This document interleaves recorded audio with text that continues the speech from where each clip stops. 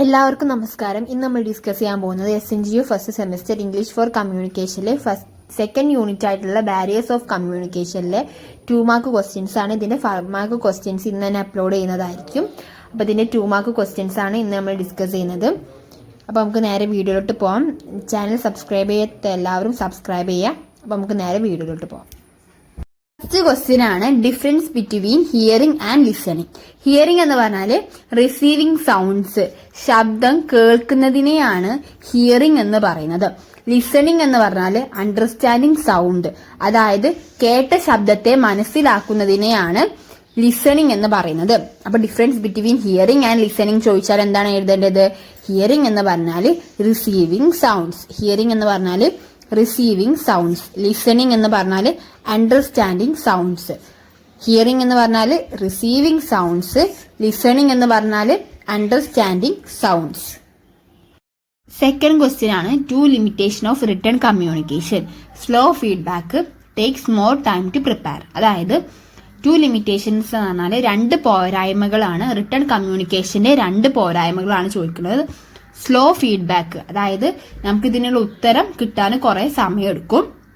Takes more time to prepare, അതായത് prepare ചെയ്യാനും വേണ്ടിയിട്ട്, അതായത് ഇത് തയ്യാറാക്കാനും വേണ്ടിയിട്ട് കൂടുതൽ സമയം ആവശ്യമാണ്. അപ്പൊ ഇതാണ് ഇതിന്റെ 2 ലിമിറ്റേഷൻസ് എന്ന് പറയുന്നത്. Slow feedback takes more time to prepare. എന്തിന്റെ ലിമിറ്റേഷൻസ് ആണ്? റിട്ടൺ കമ്മ്യൂണിക്കേഷന്റെ 2 ലിമിറ്റേഷൻസ് ആണ് പറയുന്നത്. Slow feedback takes more time to prepare. Slow feedback takes more time to prepare. 2 advantages of oral communication ചോദിച്ചാൽ ക്വിക്ക് ഫീഡ്ബാക്ക് സേവ്സ് ടൈം. അപ്പൊ 2 ഗുണങ്ങളാണ് oral കമ്മ്യൂണിക്കേഷന്റെ 2 ഗുണങ്ങൾ ചോദിക്കുകയാണെന്നുണ്ടെങ്കിൽ quick feedback, പെട്ടെന്ന് നമുക്ക് ഉത്തരം ലഭിക്കും. സേവ്സ് ടൈം, സമയം ലാഭിക്കാനായിട്ട് സാധിക്കും. ഓറൽ കമ്മ്യൂണിക്കേഷൻ എന്ന് പറഞ്ഞാൽ ഫേസ് ടു ഫേസ് കോൺവെർസേഷൻ, അത് മുഖത്തോട് മുകളിലത്. അപ്പൊ നമുക്ക് എന്താ പെട്ടെന്ന് ക്വിക്ക് ഫീഡ്ബാക്ക്, പെട്ടെന്ന് തന്നെ ഉത്തരം കിട്ടും, നമുക്ക് എന്താ സമയം ലാഭിക്കും ചെയ്യാം. റിട്ടേൺ കമ്മ്യൂണിക്കേഷൻ ആണെങ്കിൽ എന്താണ്, നമുക്ക് എഴുതാനുള്ള സമയം ഉണ്ടാവുമല്ലോ. അപ്പം അതാണ് ഓറൽ കമ്മ്യൂണിക്കേഷന്റെ 2 അഡ്വാൻറ്റേജസ് ചോദിച്ചാൽ ക്വിക്ക് ഫീഡ്ബാക്ക്, സേവ് ടൈം, പെട്ടെന്ന് ഫീഡ്ബാക്ക് ലഭിക്കും, സമയം ലാഭിക്കാം. അപ്പം 2 അഡ്വാൻറ്റേജസ് ഓഫ് ഓറൽ കമ്മ്യൂണിക്കേഷൻ എന്ന് ചോദിച്ചാൽ ക്വിക്ക് ഫീഡ്ബാക്ക്, സേവ് ടൈം. അടുത്ത ക്വസ്റ്റ്യൻ ആണ് അപ്വേർഡ് ആൻഡ് ഡൗൺവേർഡ് കമ്മ്യൂണിക്കേഷൻ എന്താന്ന് ചോദിക്കുകയാണ്.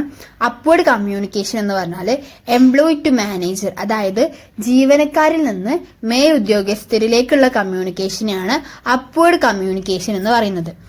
ഡൗൺവേർഡ് കമ്മ്യൂണിക്കേഷൻ ആണെങ്കിൽ മാനേജറിൽ നിന്നിട്ട് ടു എംപ്ലോയി, അതായത് മേലുദ്യോഗസ്ഥരിൽ നിന്ന് ജീവനക്കാരിലേക്കുള്ള കമ്മ്യൂണിക്കേഷൻ ആണെങ്കിൽ ഡൗൺവേർഡ് കമ്മ്യൂണിക്കേഷൻ. അപ്പൊ അപ്വേർഡ് കമ്മ്യൂണിക്കേഷൻ എന്ന് പറഞ്ഞാൽ employee to manager, employee to manager ആണ് അപ്വേർഡ് കമ്മ്യൂണിക്കേഷൻ. ഡൗൺവേർഡ് കമ്മ്യൂണിക്കേഷൻ എന്ന് പറഞ്ഞാൽ manager to employee, manager to employee ആണ് ഡൗൺവേർഡ് കമ്മ്യൂണിക്കേഷൻ എന്ന് പറയുന്നത്.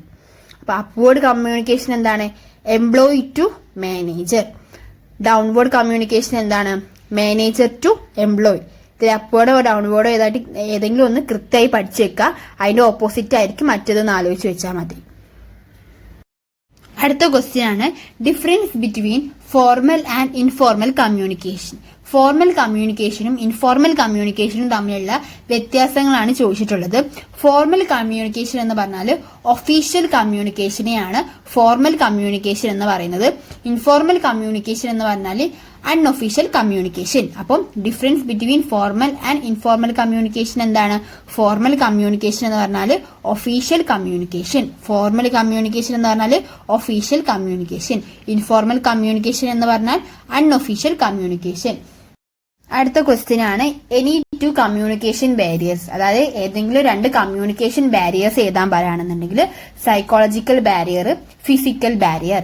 Psychological barrier, physical barrier, psychological barrier, physical barrier. അപ്പൊ എനി 2 കമ്മ്യൂണിക്കേഷൻ ബാരിയർ എഴുതാൻ ചോദിക്കുകയാണെന്നുണ്ടെങ്കിൽ psychological barrier, physical barrier.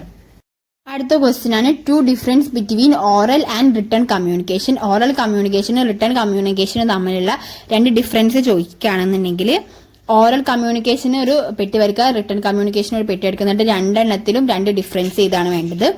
Oral കമ്മ്യൂണിക്കേഷന്റെ ഒന്നാമത്തെ ഡിഫറൻസ് ആണ് immediate feedback. Oral communication gives immediate feedback.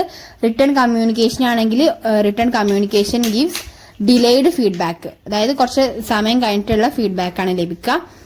പിന്നെ അതേപോലെ തന്നെ ഓറൽ കമ്മ്യൂണിക്കേഷൻ ഇൻഫോർമൽ കമ്മ്യൂണിക്കേഷൻ ആണ്, റിട്ടേൺ കമ്മ്യൂണിക്കേഷൻ ഫോർമൽ കമ്മ്യൂണിക്കേഷൻ ആണ്. അപ്പൊ അത് രണ്ടാണ് ഡിഫറൻസ് ആയിട്ട് എഴുതേണ്ടത്. ഏതൊക്കെയാണ്? ഓറൽ കമ്മ്യൂണിക്കേഷൻ ഇമ്മീഡിയറ്റ് ഫീഡ്ബാക്ക് ലഭിക്കും, റിട്ടേൺ കമ്മ്യൂണിക്കേഷൻ ഡിലൈഡ് ഫീഡ്ബാക്ക് ആണ്, ഓറൽ കമ്മ്യൂണിക്കേഷൻ ഇൻഫോർമൽ കമ്മ്യൂണിക്കേഷൻ ആണ്,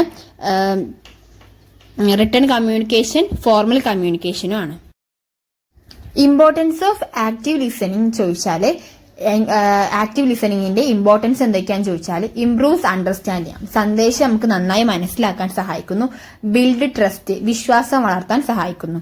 അപ്പം എന്തൊക്കെയാണ്? ഇംപ്രൂവ്സ് അണ്ടർസ്റ്റാൻഡിങ്, എന്താണ്? സന്ദേശം നന്നായി മനസ്സിലാക്കാൻ കഴിയുന്നു, ബിൽഡ് ട്രസ്റ്റ്, എന്താണ്? വിശ്വാസം വളർത്തുന്നു. Improves understanding and build trust.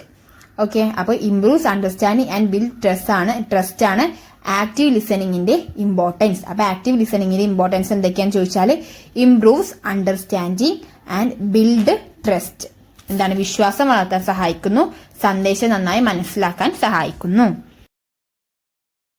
Last question ആണ് 2 ബിൽഡിംഗ് ബ്ലോക്സ് ഓഫ് കമ്മ്യൂണിക്കേഷൻ എറ്റിക്കേറ്റ് ചോദിച്ചാൽ, അതായത് ബിൽഡിംഗ് ബ്ലോക്സ് ഇമ്പോർട്ടന്റ് ആയിട്ടുള്ള 2 ഘടകങ്ങൾ, കമ്മ്യൂണിക്കേഷൻ എറ്റിക്കേറ്റിന്റെ ഇമ്പോർട്ടന്റ് ആയിട്ട് 2 ഘടകങ്ങൾ ഏതൊക്കെ ചോദിച്ചാൽ റെസ്പെക്ട്, പ്രൊഫഷണലിസം. അപ്പോൾ 2 ബിൽഡിംഗ് ബ്ലോക്സ് ഓഫ് കമ്മ്യൂണിക്കേഷൻ എറ്റിക്കേറ്റ് എന്ന് ചോദിച്ചാൽ respect, professionalism, respect and professionalism.